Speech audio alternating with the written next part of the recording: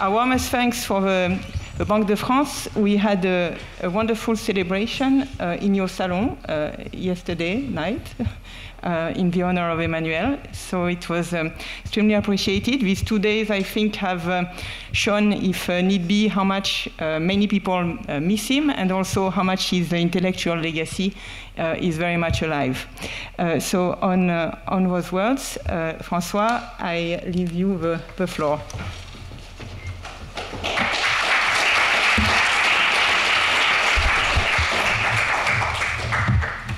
Merci, Hélène, and dear friends. Let me have first a quick follow-up to what I heard in the panel. I couldn't agree more with Jean and others on cryptos. Can I draw your attention on the G7 statement last month? 3 weeks ago, we were with Pierre-Olivier and others in Germany for the German G7. And have a look at the G7 communique. I know it's boring, but have a look at paragraph 15. It's one of the strongest commitments I ever saw on crypto regulation, including anti-money laundering, including the ecological aspect. And it's a G7 communique. I don't need to quote any of the G7 countries, but I think it's important. So for me, it's a sign of hope. I come to what or who unites us, Emmanuel. Hélène, you were kind enough to mention this evening in the Banque de France. Unfortunately, for a family imperative, I couldn't be with you, but I heard from Olivier Garnier that it was not only, hopefully, a nice dinner, but a very impressive time with Emmanuel's mother and many other interventions. While we still mourn the loss of Emmanuel, today we also celebrate his legacy. He left us too soon, in very respect, too soon where we consider Emmanuel Farhi's unique contribution to economic research and economic thought. I won't repeat what you have been saying in these last 2 days, but it was important for me to come at the end as a friend. As a friend of Emmanuel, even if, unfortunately, I must confess I hadn't enough opportunities to meet him before he passed away. But a friend of all of you, if you allow me, a friend of this unique community of economists, which plays such an important role for us as policy makers. You are aware of that, probably. I discovered it as a central banker. I'm not born as a central banker. I became a central banker 7 years ago. The dialogue we have together, although we are all supposed to be self-confident, economists are seen as self-confident, and central bankers, it's much worse for public opinion. But what we do together is that we share questions, doubts, and yes, policy responses in the most useful and efficient way I ever met in my now rather long professional life. So I express for that my gratitude to Emmanuel and to each of you. On behalf, it's probably a collective gratitude on behalf of all monetary policy makers whom I'm supposed to represent probably today. We owe this conference to 3 organizers, if I'm right, Hélène, Philippe, and Jean, and others, but let me quote the 3 of you. It shows, having the 3 of you organizing this commemoration, it shows how Emmanuel's work is unusually wide-ranging.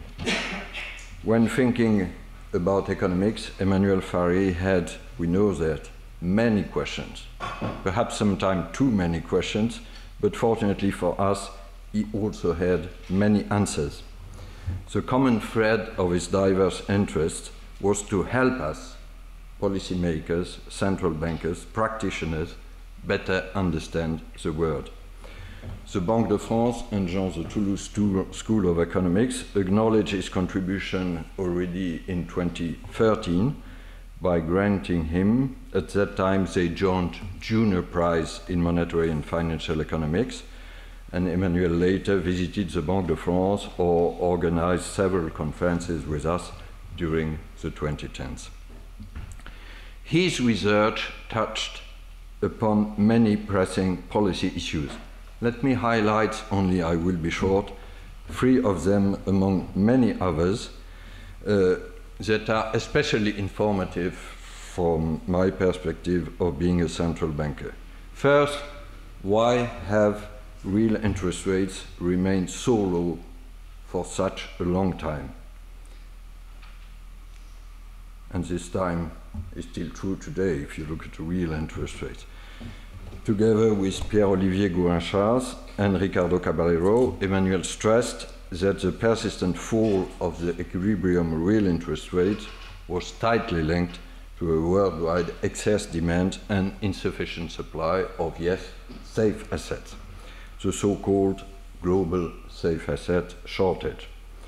This analysis led Emmanuel, Pierre-Olivier, and Hélène to propose a profound reform of the international monetary system, including the development of alternatives to US treasuries. I take your question about US dominance, but we'll see. An alternative, for instance, issuance of mutually guaranteed European bonds, or expanding the IMF's existing financing mechanisms. Allow me a personal illustration. I was lucky enough to welcome in the Banque de France, none of you was there if I remember correctly, the so-called Consu celebration, or emerging market forum around Michel Consu, organized by the older generation. Some of us are older than others, but we all looked young in this context. Michel Consu is 89 years old, and they were all his friends. And frankly, it was an interesting lesson of enthusiasm, energy, commitment. But commitment to the SDR, so unilateral commitment. I tried to explain that it was not that easy, but sometimes I had a dream that Emmanuel, Pierre-Olivier, or Hélène, you could be with me and help us to explain the way to proceed. We were missing Emmanuel already in this opportunity. Second theme, the working of a European monetary union. Emmanuel Farhi explored a wide range of economic frictions relevant for monetary policy, such as the effective lower bound or the lack of price adjustments. But one of his most important contributions with Ivan Werning is a plea for a fiscal union, in which they show that a currency union must be completed with a fiscal union. It's not especially new a theme, but Emmanuel and Ivan pushed the reflections quite far away. Monetary unions can stabilize symmetric shocks. Faced with an asymmetric shock, countries in a monetary union cannot necessarily proceed with price adjustment, and therefore fiscal integration can act, should act, as an insurance to asymmetric shocks. Here I also gave a personal illustration as policymakers. We are all aware of these reflections about stability and growth pact. I see my friend Charles Vermeulen there. My dream is sometimes this one, that we try to find a political solution which is optimal, but which is two-sided. Yes, we need fiscal disciplines in our countries, including this, but we also need a common fiscal capacity in the euro area. And I dream of a French-German agreement or South-North agreement which would associate these two sides as the start of a fiscal union. In coordination and crisis in monetary unions, joined with Marc Aguiar, Manuel Amador, and Gita, where? Here you are. You advocated together that without a centralized fiscal authority, currency union countries which lack commitment with respect to the repayment of their sovereign debts tend to overborrow, generating high inflation and lower welfare.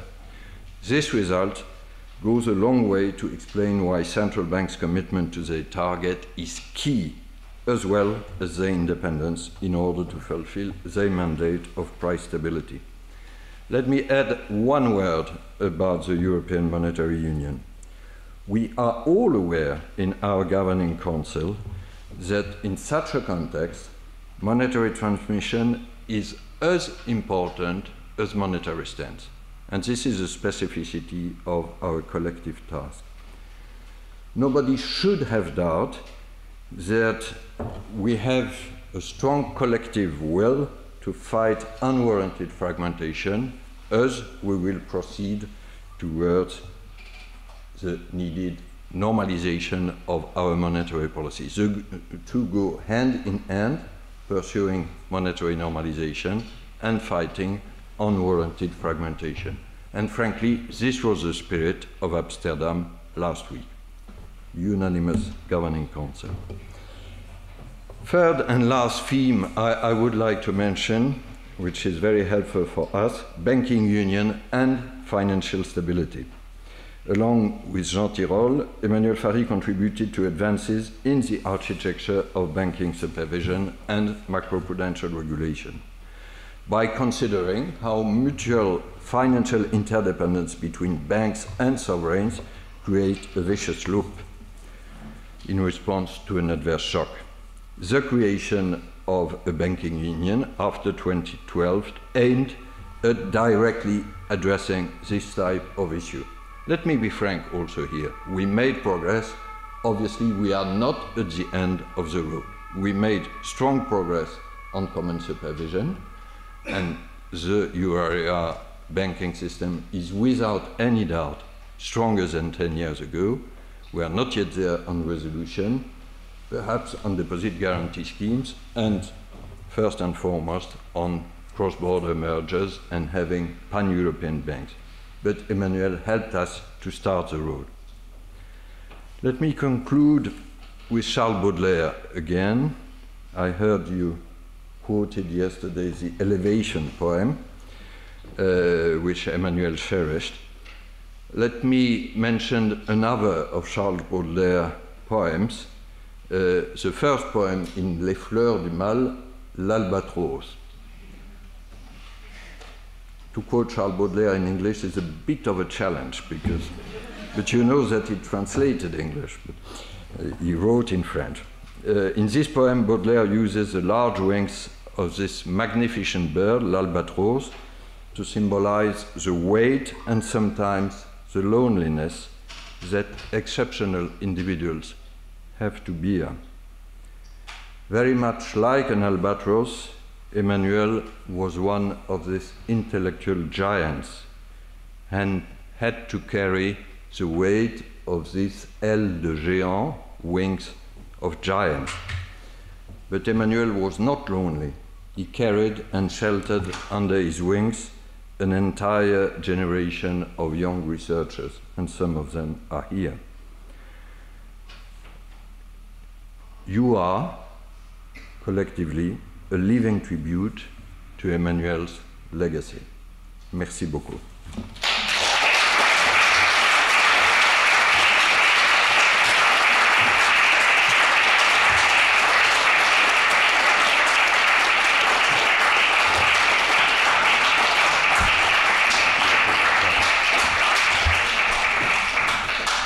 Well, I don't think we could have gotten a better conclusion for the albatross conclusion and all kind of things, but true things that you said about Emmanuel.